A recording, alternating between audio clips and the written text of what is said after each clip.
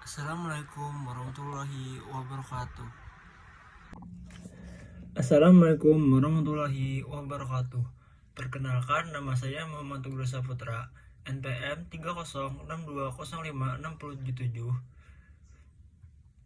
Video ini dibuat untuk pengumpulan tugas pra-UAS dan praktek pembelajaran kelas 3. Manusia adalah makhluk sosial yang tidak bisa hidup sendiri dan pasti membutuhkan bantuan dari masyarakat ataupun keluarga ketika tengah dihadapi masalah. Selain itu, manusia tentunya membutuhkan ruang untuk membagi ceritanya tentang terkait kesedihan ataupun kebahagiaan yang dia tengah alami. Oleh sebab itu, hidup di kita sebagai makhluk sosial baiknya melakukan hidup rukun dan saling membantu satu sama lain dalam setiap kondisi. Indonesia memiliki moto Bhinneka Tunggal Ika yang artinya berbeda-beda namun tetap satu jua.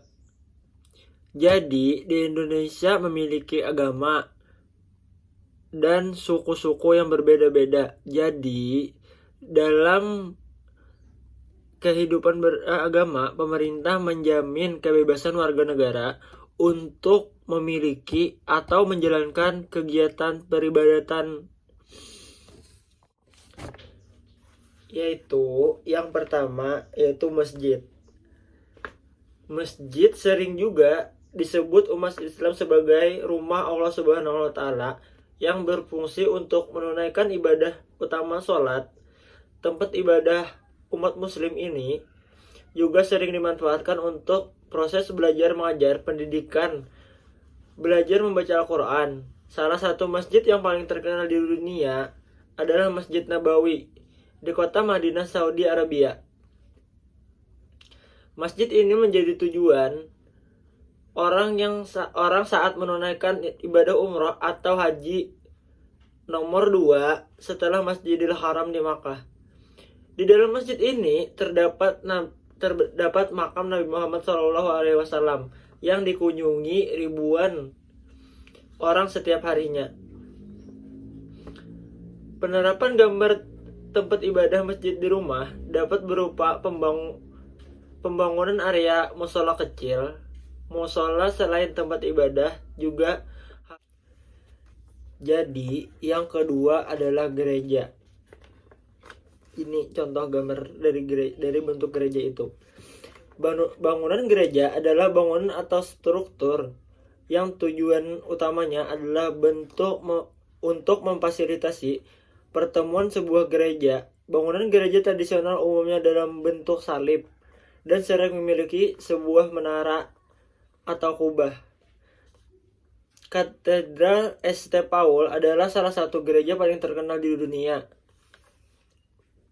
dan menjadi landmark di London, Inggris. Kubahnya dibingkai oleh menara gereja Orange City telah berominasi selama lebih dari 300 tahun dengan ketinggian 365 kaki atau 111 meter.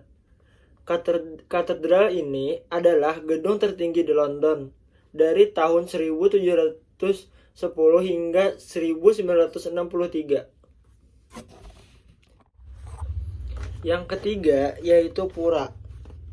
Ini contoh dari gambar bentuk pura. Pura adalah tempat peribadatan bagi umat Hindu Bali di Indonesia. Pura dibangun sesuai dengan aturan gaya, pedoman dan ritual yang terdapat dalam arsitektur Bali.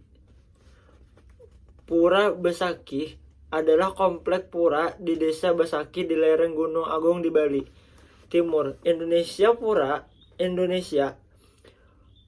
Pura ini merupakan pura terpenting, terbesar dan paling suci agama Hindu di Bali.